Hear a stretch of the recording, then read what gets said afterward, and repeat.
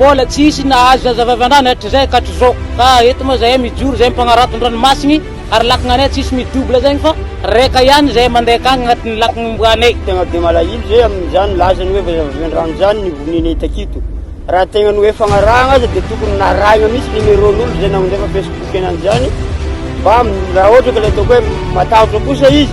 dia hoe marina fa tegna hoe tamin'ny daty karahan'izao dia nivinjirita koa zany dia tokony midina aty aminay dia tonginy le olo hoe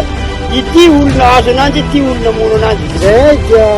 malahelo ary anisany koa mikaro zay olo nafantatra namono zany zavavandrano zany tsy mankasitraka an'izany zahay kanefa kosa raha tsisy zany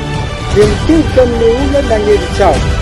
fantatra malaza tsara fa ny teknolojia zao dia samby magnoezaka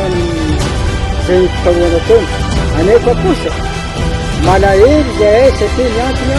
karaha tany tsisy fanjakana ity toerana ity ka agnanaovana fampangoroana fa ipelezam-peo fa tsao mba hampirotana sain'olona.